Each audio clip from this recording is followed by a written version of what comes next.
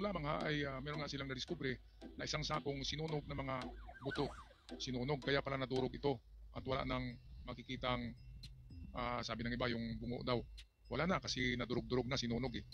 Kaya dito makikita natin na mga eksperto talaga ang gumawa nito. At ayon sa ibang balita pa, ay hindi lang pala tinalian, sinunog pa. Okay, hindi natin banggitin kung anong sinunog kasi masara tayo ang channel, sobrang ano tayo, ah, sobrang graphics natin. Alright, at para sa detalyadong impormasyon at balita, narito ang ating kaibigang Arnold Clavio ng GMA. Sisisid sa mas malalim na bahagi ng Taal Lake ang technical divers sa patuloy na paghanap sa mga labi ng mga nawawalang sabongero. Live mula sa Laurel, Batangas, may unang balita si Chino Gaston. Chino!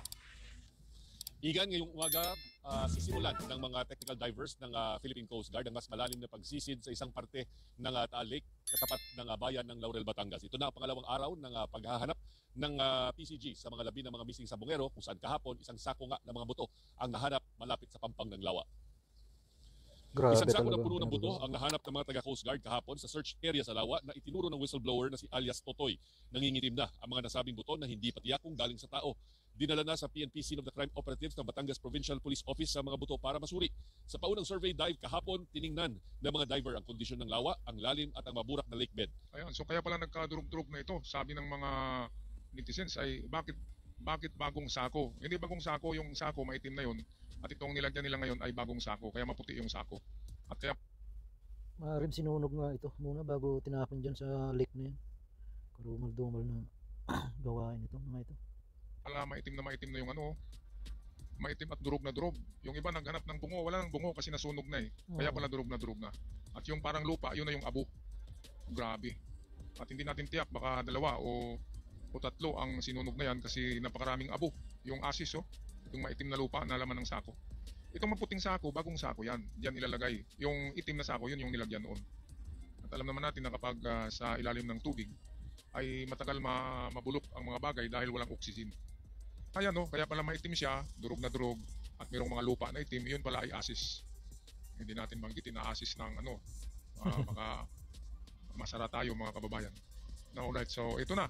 Ngayon na nakita na ito ng mga gumawa at ng mastermind, ay talagang kakabahan sila dito. Tayo nga, kakabahan tayo eh. Ilalo na sila. Grabe, makakatulog pa kaya yan? Sinayang nila yung kanilang pera, ang yayaman ng mga tao. Dami na nga silang pera, papatay pa silang Hindi sila nag-iisip na bawal sa batas ng Diyos, bawal sa batas ng tao ang gumawa ng ganyan. Dapat pa pinag-isipan muna ng 100 times bago ginawa ang desisyon na ganyan. Kasi masasayang ang buhay, ang yayaman pa naman. Tapos lahat ng gustong babae ay nakuha niya dahil mayaman nga. Biruin nyo mga kababayan, dagdag ko lang to. Noon pa lang kasagsagan ng COVID ng isabong 2021 ay araw-araw pala ang income nitong inchik na ito na mastermind ay 1 billion. 1 billion, mahigit pa 1 billion plus. Araw-araw pala yan na income. Sobra. Gross income. So ibig sabihin hindi pa yung net. Yung net income niya ay siguro nasa kalahating bilyon. Kasi maraming babayaran yan eh. Maraming empleyado. Kaya biruin nyo, 1 billion a day. Sinabi to sa balita nung nakaraang araw sa mga balita na 1 billion a day ang kinikita nitong kumpanya ng Isabong. Walang ibang may-ari ay yung Inchik na tinuturo ni alias Totoy. Hindi natin banggitin ang pangalan. Baka masara na naman tayo. Okay, so yan nga, sinayang nila ang kanilang fortune. Di ba? Hindi nila ginaya si Manong Chabit na malinis. Malinis ang negosyo kahit mayroong gambling. Malinis, walang ginawa ng mga ganyan. Grabe, kaya idol ko si Manong Chabit sa diskarte dahil hindi gumagawa ng ganito. Grabe. Kaya ito na. Ano pa bang hanapin sa Lawa? Huwag nang maghanap kapag na-discover ito, na forensic ito, at nakuha ang DNA na kamatch ng mga nawawala. Lumabas ang result. Well, huwag na maghanap kasi ito lang naman ang hinahanap na pruweba. Natutuwa ang sinabi ni Totoy na diyan itinapon. Hindi na dapat hanapin pa lahat dahil ito na yung pruweba. At napaka-sulit na ebidensya yan.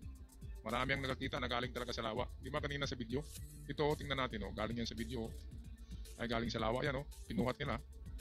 Dinala sa Aplaya, nilipat sa sako na puti. Yung itim na sako, yun yung nilagyan. At inilubog sa tubig. Inilubog pala sa tubig, pero sinunog pa pala. Hindi pala bubog. Kaya pala nagkasya sa sako kasi sunog na. Grabe. Grabe talaga ang magagawa nito ay hindi tao. Alright, balik tayo sa balita. Kurtisi sa atin ng GMA at UNTV. Ay kahapon, tiningnan ng mga diver ang kondisyon ng lawa, ang lalim at ang maburak na lake bed sa taya ng PCG. Aabot sa 30 hanggang 50 meters ang lalim ng search area na kinakailangan ang paggamit ng mixed gases para ligtas na masisid. Nakuha ito ng Philippine National Police Criminal Investigation and Detection Group o PNP-CIDG at ng Philippine Coast Guard o PCG. Ayon sa Department of Justice, dadaan pa sa forensic examination ng CIDG o ng NBI ang mga sunod na buto para kumpirmahing buto ito ng tao. Dadaan din ito sa DNA testing upang matukoy kung match ito sa mga nawawalang sabongero. Pag natukoy at Para sa nag-match DOJ, yan, ang sigurado na yan. pagkakatuklas na ito ay nangangahulugan na tila malapit nang lumabas ang katotohanan.